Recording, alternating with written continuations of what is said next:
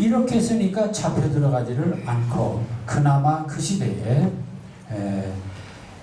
그 작품으로 남을 수가 있었다 하는 것이 바로 이 오랑캐꽃의 특징입니다. 그래서 어쨌든 오랑캐꽃은 그러한 1900 작품 제작이 1939년 인문평론이란 그 당시에 있는 잡지였어요. 우리에게 그 일제치하 마지막에 있었던 잡지 중에 하나입니다. 거기에 발표된 작품입니다. 그러니까 여기서 그 정말 외적에 버림받고 침략을 받은 우리 민족의 모습을 이런 오랑캐꽃에 비유해서 썼습니다. 근데 이제 그보다 또 다른 작품이 있습니다. 그게 바로 낡은 집이라는 것입니다. 역시 이것도 상징적입니다. 그 장생가 뭐 떠돌이 유랑 민족 그것도 아니고 떠돌이 인생도 아니고 그냥 낡은 집이에요. 그냥 그러니까 잡혀 들어가면 낡은 집에 대해서 썼다 이렇게 버틸 수밖에 없죠. 이게 바로 일제치하에 어쩔 수 없이 발표를 하기 위해서는 이럴 수밖에 없었던 것이 1940년대의 암흑기 시절의 시인들의 모습이다 하는 것입니다. 자, 그래서 이 낡은 집을 보게 되었는데요. 낡은 집 다시 한번 보겠습니다. 좀 길지만 상당히 재밌습니다.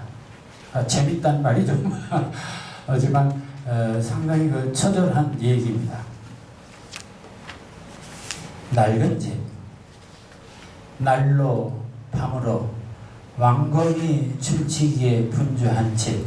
이 낡은 집이니까 그렇겠죠. 날로 밤으로 밤낮으로 그냥 계속 왕검이 왜 그런 거 있잖아요. 거미줄 쳤다 하면 끝난 집 아닙니까? 그거 귀신 나오는 집이죠. 마을서 흉집이라고 꺼리는 낡은 집. 그래서 그 집은 뭐 완전히 흉가라고. 이 집에 살았던 백성들은 여기가 중요합니다. 이 집에 살았던 가족들이 아니면 백성들은. 그러니까 이 낡은 집에 산 사람들은 한 개인이 아닙니다. 어느 한 특수한 어떤 가족이 아닙니다. 그러니까 그 시대의 어떤 떠도는 유랑민의 모습을 대표한다. 이게 바로 이제 바로 이용학 씨가 당시 그 어려운 시대에 이렇게밖에 표현할 수 없었던 그 모습을 보게 됩니다. 자, 그래서 자, 이 집에 살았던 백성들은 사람들은 그러니까 대한민국 조선 땅에 살았던 사람들은 이렇게 유랑하고 떠도는 이 한경도 북쪽에 이 두만강 주변에 사는 사람들은 무슨 대단한 부자도 아니고 대대손손 물려줄 은동꽃도 상어반지도 갖지 못하니라. 그러니까 은동꽃 요즘에 그 푸티의 상징이 뭡니까? 브릿지 뭐 이런 거 반지 뭐 이런 거 아닙니까? 그 옛날 우리 조상들의 상징이 뭐요? 갓에다가 여기다 뭘 달았냐? 뭘 달았냐? 은동꽃이냐? 아니면 산호간자냐?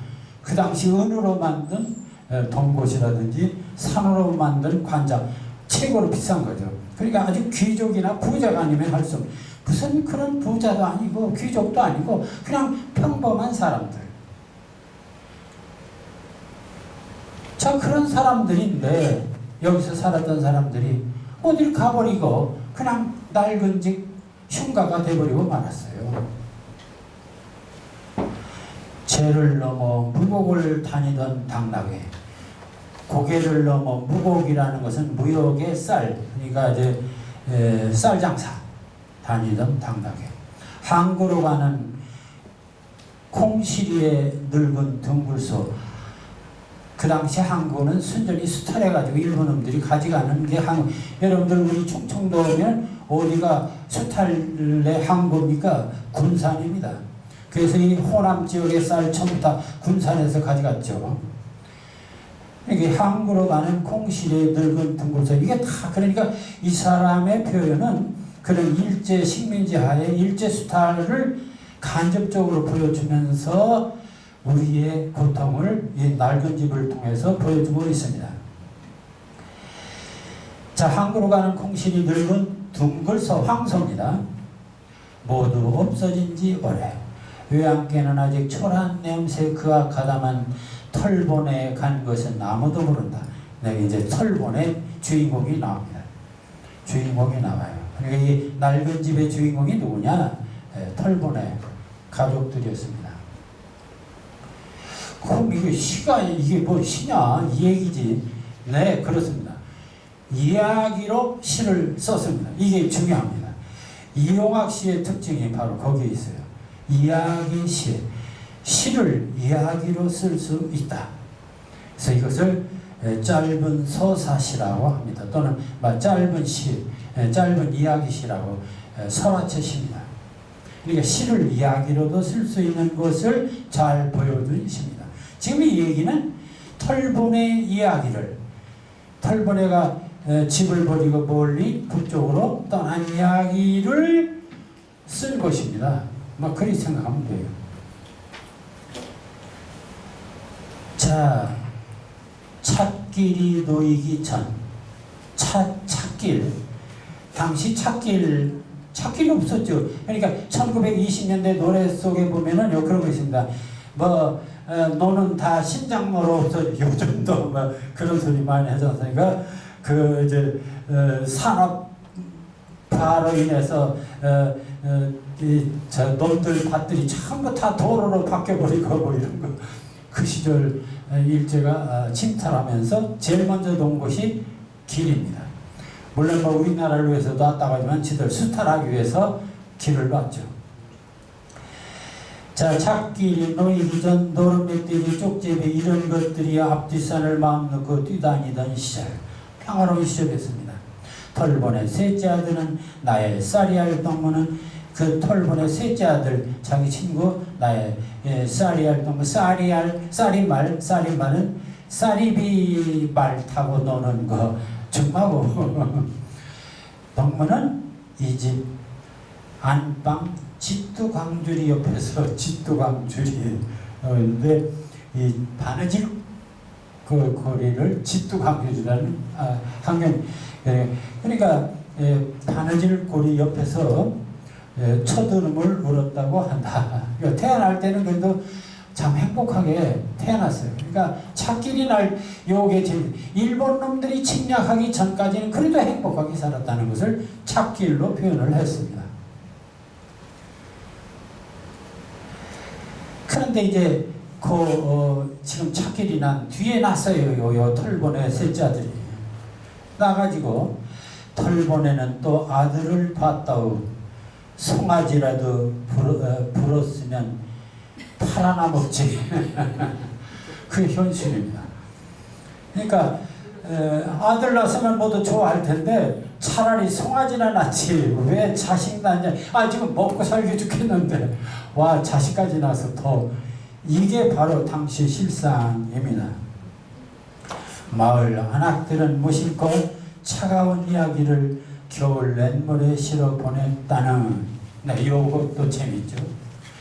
마을 안악네들은 무심코 차가운 이야기, 그러니까 아주 비정한 이야기, 서글픈 이야기를 가을 냇물에 실어 보냈다. 요게 시인이 할 수 있는 얘기죠. 가을 냇물에 실어 보냈다. 쓸쓸한 가을 냇물에 실어 보냈다. 이 시각적 이미지로 표현을 했습니다. 그리고 그날 밤 저럽등이 시름시름 타더라고. 저럽등이라는 지금 우리는 참 느끼기 어려운 건 이게 긴 삼태를 태워서 만든 등이라고 해요. 옛날에 등이 없으니까 삼태기 삼배를 이렇게 쭉 묶어가지고서 태웠던 것 같습니다. 그리고 소주 취한 털보이는 또 일층북돌한다. 자식 낳고 좋아하는 게 아니라 모두 다 근심거리였어요. 자, 그런데 시대는 어떤 시대냐? 갓주지 이야기와 무서운 전설 가운데서 가난 속에서 나의 동무는 늘 마음 졸이며 자랐다. 자기 친구 쌀이말 동무가 산 것은 겨우 갓주지 이야기. 갓주지가 뭐겠어요? 갓을 쓴 주지, 갓을 쓴 스님입니다. 그럼 갓을 쓴 스님 얘기가 왜 여기서 나오냐? 그 옛날에 왜 아이들이 울면 뭐라고 했냐면은, 야, 호랑이가 와서 잡아먹는다. 또 하나 있습니다. 야, 너 그러다가 그때 온 스님 있지? 너 데려가. 요겁니다. 갓주지 이야기가 바로 그겁니다. 근데 이제 옛날 스님이 지금처럼 옛날에 갔으니까 좀 뭔가 신비하고 좀 뭔가 괴기한 그런 대상 아닙니까? 그러니까 어린이도 굉장히 무서워했어요. 그래서 아이가 울면, 야, 너 갓주지가 데려라. 이런 거죠. 자, 그래서 갓주지 이야기와, 그럼 왜 이런 소리 했을까? 무서운 전설 가운데서 가난 속에서 나의 동무 늘 맘줄. 이것은 동무가 아니라 우리 민족이 지금 일제차에서 그런 그 하나의 어떤 그 위협 속에서 살았다, 그런 얘기죠. 당나귀 몰고 간 애비 돌아오지 않는 밤, 애비는 당나귀를 장사하러 멀리 갔는데 안 돌아와요. 노랑 고양이 울어 정시참 이루지 못하는 밤이면 어미 분주히 일하는 방앗간 한 구석에서 나의 동무는 도토리 꿈을 키웠다. 그래도 어쨌든 그런 그 가난 속에서 도토리, 큰 꿈은 아니고 도토리 많은 작은 그래도 소박한 꿈을 키우고 자랐다 이거예요. 그런데 그가 9살 되던 해, 이게 그러니까 옛날 얘기예요. 이거 털보의 이야기를 지금 우리는 듣고 있는 것입니다. 사냥개 꽁을 쫓아다니는 겨울. 이 집에 계절을 딱 이것도 재밌습니다. 계절을 겨울로 잡았어요. 그럼 겨울이 뭡니까? 근데 이 육사에 시에도 차가운 북방 겨울입니다. 이것도 겨울입니다. 그냥 잡은 게 아닙니다. 왜 거기는 봄이 없나요? 그러니까 이건 다 그런 그 세팅을, 그런 어떤 비극적 차가운 현실을 보여주기 위해서 선택한 것이죠. 이 집에 살던 7 식솔이 어디론지 사라지고 이튿날 아침 북쪽을 향한 발자국만 눈 위에 떨고 있었다. 네, 요겁니다. 여기서도 이용학의 아주 최고의 어떤 그 작품의 그 창작 능력을 보여주는 것이죠. 북쪽을 향한 발자국만 눈 위에 떨고 있었다. 네, 얼마나 표현이 멋있습니까? 대단하죠. 그러니까 그 현실을 북쪽을 향한 발자국만, 북방으로 갔어요. 눈 위에 떨고 있었다. 이 표현입니다. 그래서 우리는 이용학을 당시 서정주와 맞먹는 3대 천재라고 한 이유가 바로 이러한 표현력에 있지 않냐라는 사실입니다.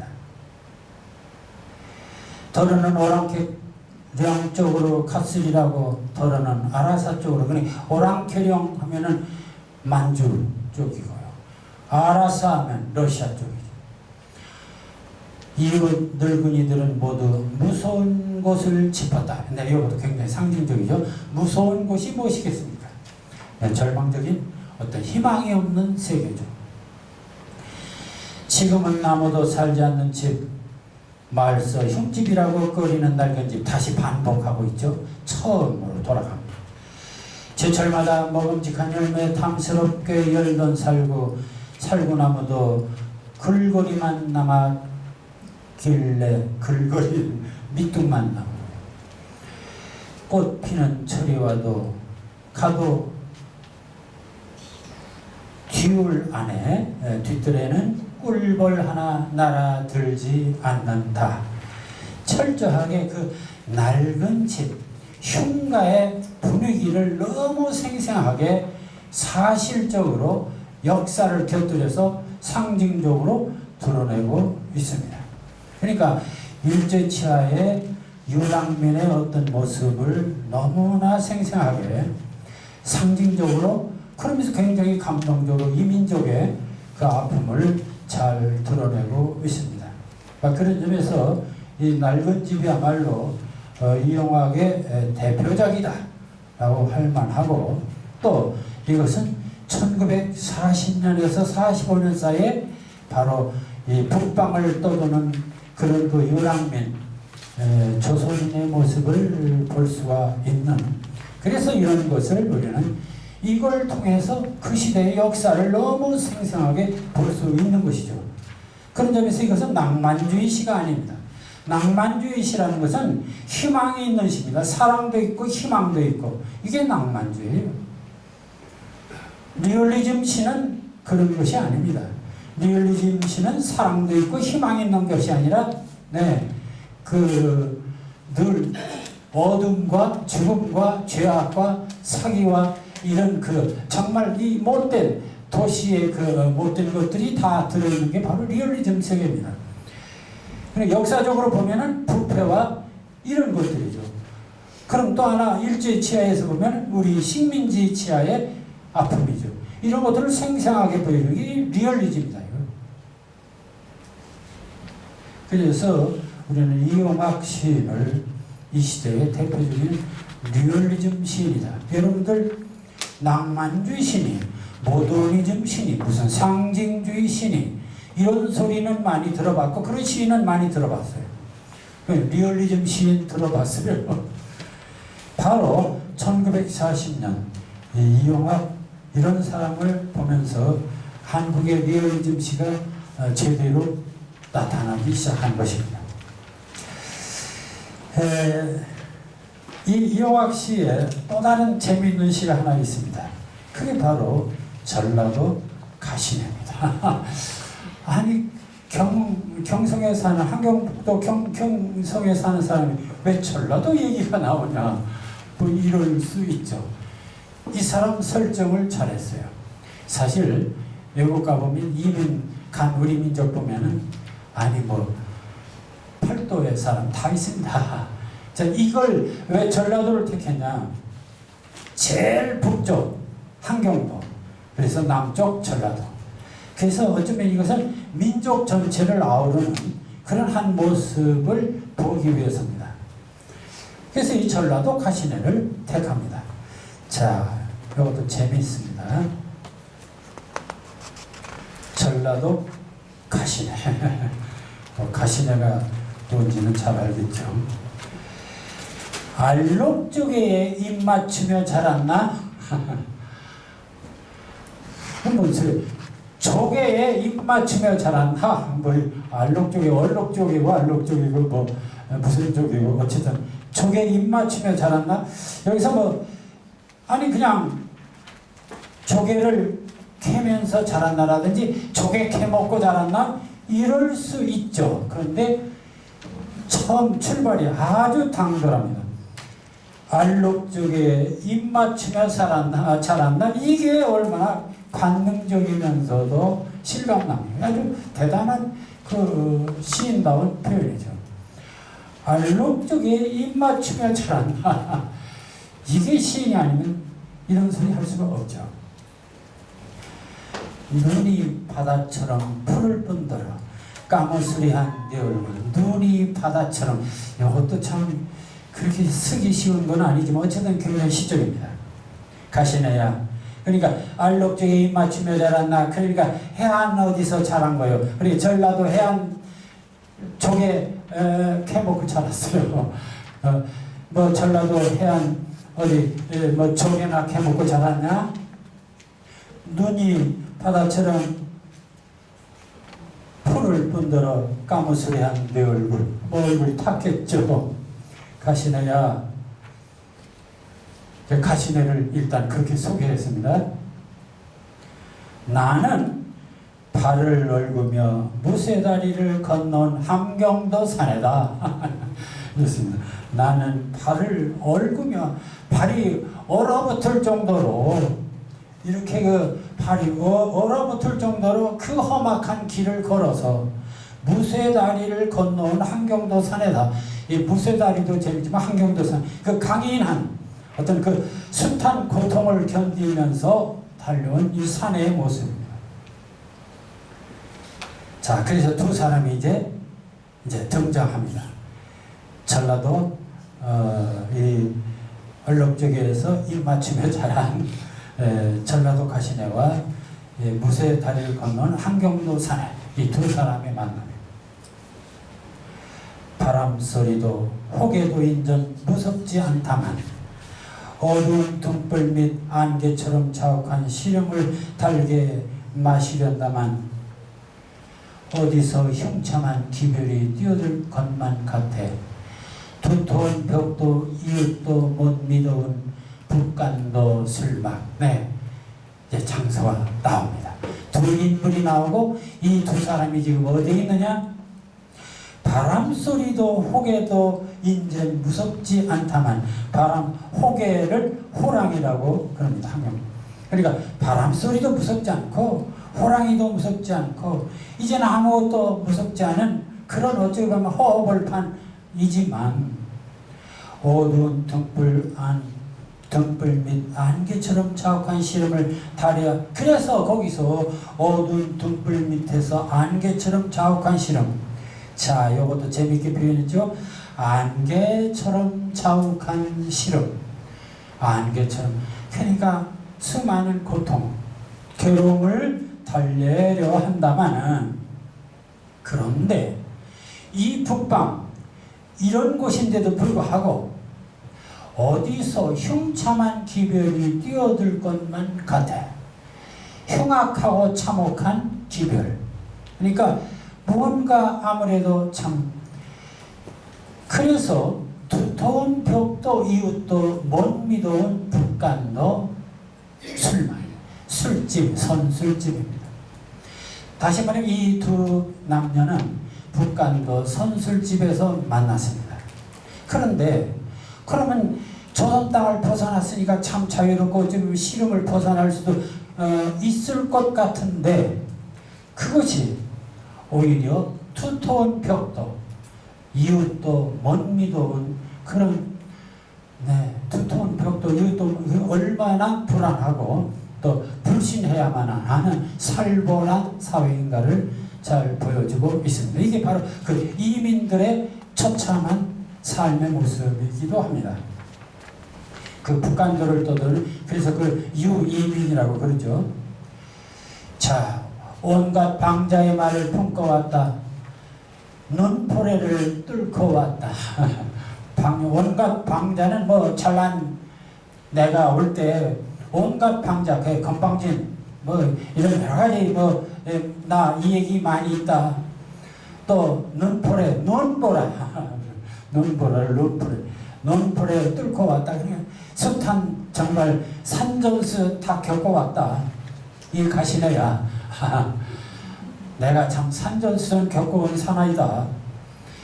그래서 이제 너의 가슴 그늘진 숲속을 기어간 오솔길을 나는 헤매이자. 이게 뭔 소리입니까? 아주 또 이것도 어떻게 보면 시적이라고 할 수도 있고 대단히 관능적이라고 할 수도 있습니다. 너의 가슴 그늘진 숲속을 기어간 오솔길을 나는 헤매이자 했습니다. 하룻밤 보내자, 그런 얘기입니까? 근데 그 다음 얘기를 보면 그게 아닙니다. 뭔 얘기냐면 서로 한경도 사내와 전라도 가시네가 만났습니다. 그 정말 그 이역 땅에서, 그리고 정말 두터운 벽도 못 믿어온 곳에서 선술집에서 만났어요. 그렇지만 어쨌든 나도 할 얘기가 많고 그럼 너도 할 얘기가 많지 않겠냐. 그러니 나도 얘기가 많지만 너 얘기를 좀 들어보자. 그래서 너의 가슴 그늘진 숲속, 너의 그 그늘진 사연들, 그래서 그 그늘진 숲속을 기어간 오솔길을 나는 헤매이자. 난 들어보자, 뭐 그런 얘기입니다. 내 그 속사정, 그 아니면 내 속사정 내가 좀 들어보자. 술을 부어 남실 술을 따르 가난한 이야기에 고이 참고다. 그래서 너의 그 가난한 이야기를 나에게 고이 좀 참가하고 그러니까 좀 내 얘기 좀 들려다오는데 아주 재미있는 그 혼자 독백이지만 대화체 형식으로 지금 하고 있습니다.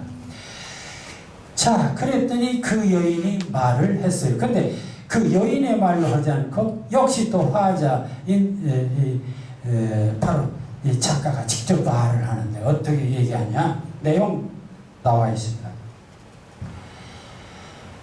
내 두만강을 건너왔다는 석 달 전이면 단풍이 물들어 천리 또 천리 산마다 불탔을 건데 얘기 사연이 뭐냐? 석 달 전에 고향을 떠나왔다는 것입니다.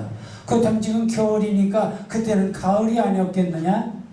네, 단풍이 물들어 천리 또 천리 산마다 불탔을 텐데 이것도 재미있게 표현. 천리 또 천리면 뭡니까?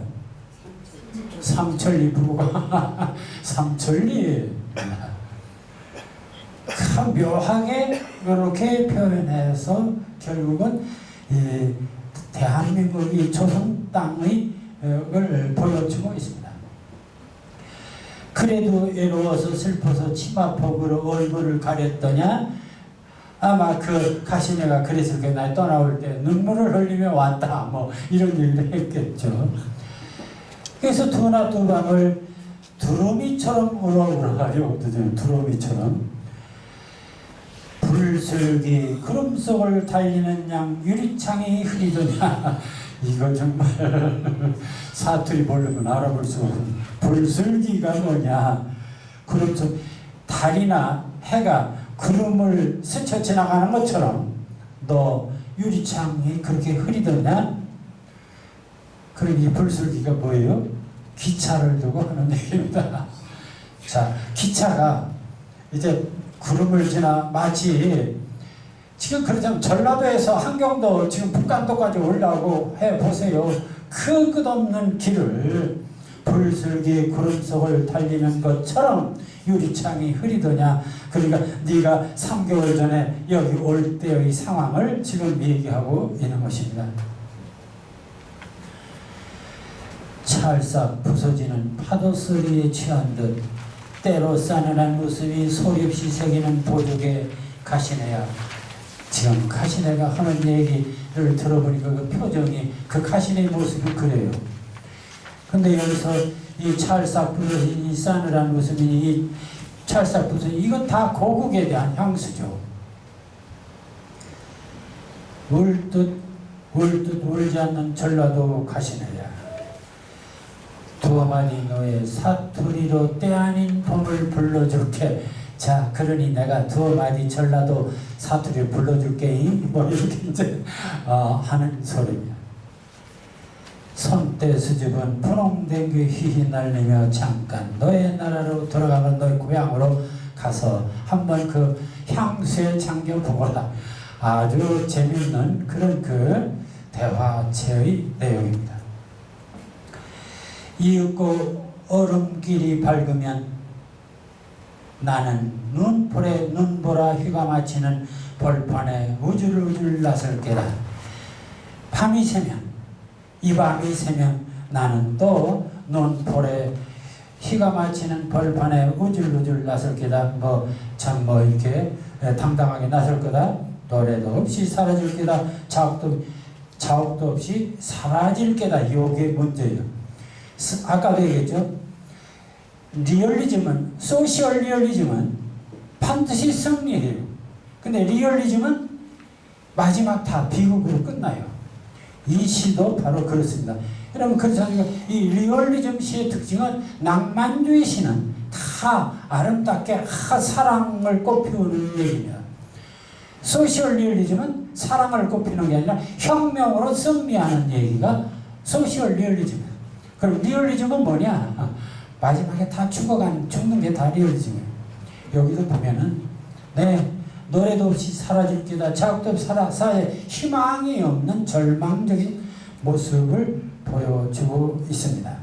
그러니까 이건 철저히 1940년대 한민족의 절망적인 모습을 유랑민족을 통해서 너무 잘 보여주는 내용으로 되어 있습니다. 자, 이 세 시를 보면은 이용학이 어떤 40년대 어떤 시를 썼나 하는 것을 우리는 잘 알 수 있습니다. 자, 그렇다면은 마지막으로 한 시를 이것은 뭐 좀 특이한 시인데 이 사람이 이제 해방이 되고 다시 서울로 내려왔습니다. 근데 내려와서 이제 소위 그 좌익 문단에도 있었고 또 기자 생활도 하고 뭐 이렇게 했습니다. 그때에 쓴 시가 바로 그리움이라는 시입니다. 그러니까 경성에 가족들을 놔두고 저 한경부터 저 북쪽 땅에 가족들을 놔두고 서울서 살면서 경성에 그러면서 그 가족들을 그리면서 쓴 시가 바로 이 그리움이라는 시입니다. 그래서 이 시는 상당히 러브송, 약간 사랑의 시. 그래서 지금 분위기하고는 좀 다른 그런 순수한 인간성을 보이는 그런 시입니다. 자, 눈이 오는가 북쪽엔 한방눈 쏟아져 내리는가? 누구 보고 하는 소리예요 이거? 고향에 있는 마누라한테 하는 소리겠죠. 그렇지 않습니까? 자, 한경도 고향에 나고 서울에 있는 이용학이 고향에 있는 사람이 마치 편지 쓰듯이 썼습니다. 눈이 오는가? 지금 북쪽, 지금 고향에는 눈이 오는가? 한방눈 쏟아져 내리는가? 험한 벼랑을 굽이굽이 돌아간 백무산 철길에, 백무산이 바로 한경도 가는 대감부산인가요? 그 철도 이름입니다. 느릿느릿 밤새워 달리는 화물차 검은 지붕에 연달린 산과 산 사이, 계속 이어져 달린 산과 산 사이 너를 남기고 온 작은 마을에도 복된 눈 내리는가? 아주 부인하게 타정하게 지금 눈이 내리는가를 썼습니다. 임금병 얼어드는 이러한 밤에 어쩌자고 잠을 깨어 그리운 곳 참아 그리운 곳. 이거 어디 익숙한 소리 아닙니까? 그리운 곳 참아 그리운 곳. 어디서 나오는 소리 이거? 향수. 정지용의 향수. 그것은 참아 꿈엔 들리 진리야. 네, 향수입니다. 네. 그러니까 여기서 이용학도 그것을 해서 여기 그리운 곳 참아 그리운 곳 썼습니다. 눈이 오는가 반복합니다. 첫 행을 첫는 한방눈 쏟아져 내리는가 그대여. 아주 서정.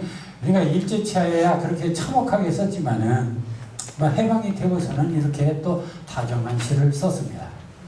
근데 이북에 올라가서는 또 완전히 또 달라진 시를 또 썼죠.